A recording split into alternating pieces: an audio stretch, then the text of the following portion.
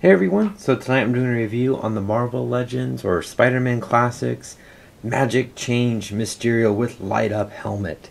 So we'll go ahead and check out the package first off. So it just has the open window box on the Spider-Man card. It just says try me, see me on the back. Has a little sticker on the front showing the name of the figure along with the picture of the figure. And you see the little projectiles.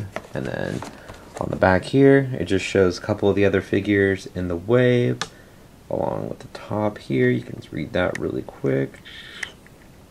Sorry, still getting used to that camera.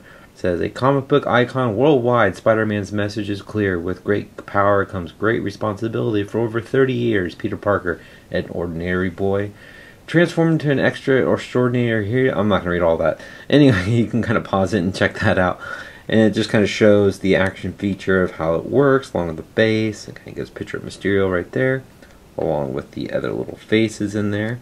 And then on the card itself, it just has a picture of Spider-Man along with just the Spidey logos. So we're going to get this guy opened up and we'll check him out. Alright guys, so here is Mysterio out of the package. He's actually really cool looking. The base is quite interesting. You got plugged in the two little projectiles. It's not a bad figure so far. It does have that crazy plug sitting in the back for that action feature. But at least with most of us, when you're posing your figures, you don't really see the back too much unless you have like an action scene, so that peg may bother you in time. But overall, I think it's a pretty cool looking figure, and so once it finishes up his quick little 360, I'll show the little pamphlet that came inside, and we'll check out the details. Alright guys, so Mysterio does come with this little piece of paper in here, so I'll go ahead and check this out. So it's Fantastic Four, July 2005. And it's a little subscriber and saver. But it looks like this is all going to be about the Fantastic Four movie figures from a while ago. Yep, it's like a little Stretch Armstrong. I say 13 phrases.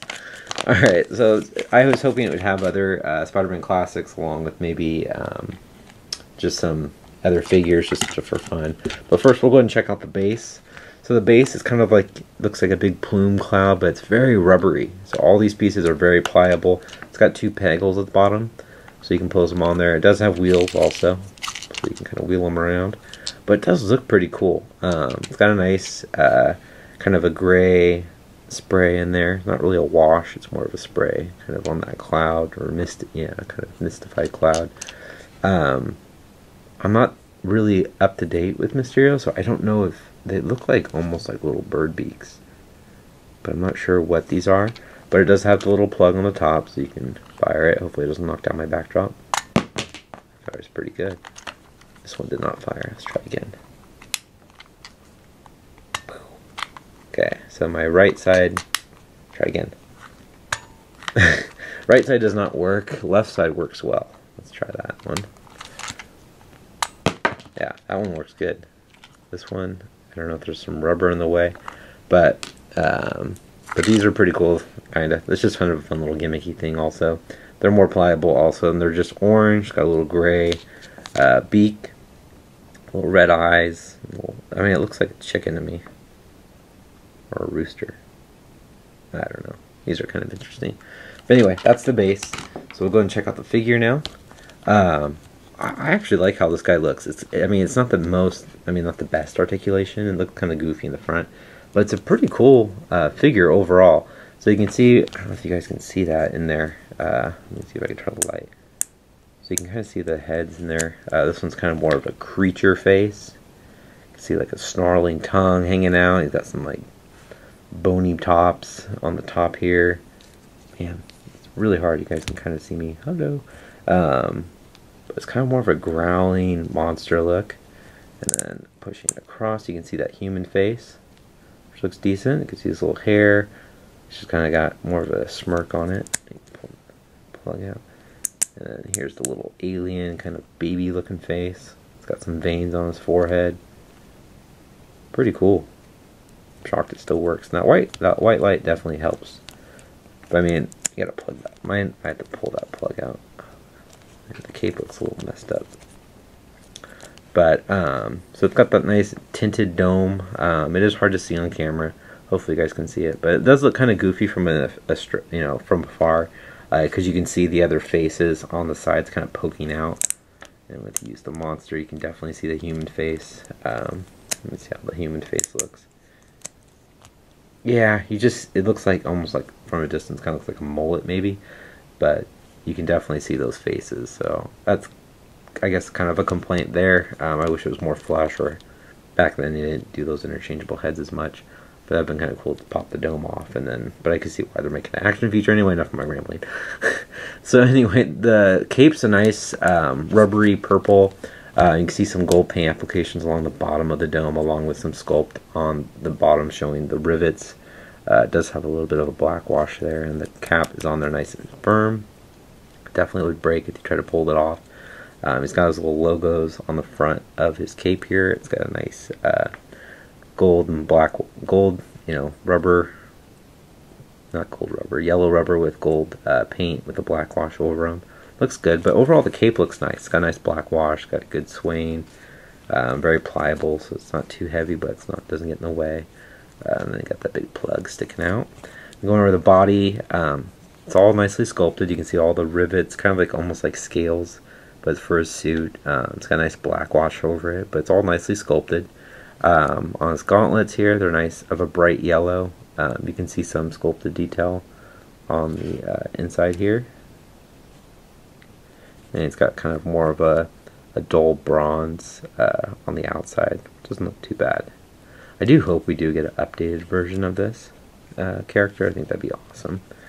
And then coming down the legs, they kind of hinted at Comic-Con. The little boy asked for Mysterio, and they kind of said, "Oh, I think we could do that for you." So hopefully one day. Then coming down on the boots here, it's got a nice kind of a gold, or bronze with a nice black wash, but it's got a good sculpt to it. And it looks really cool. I like the black wash.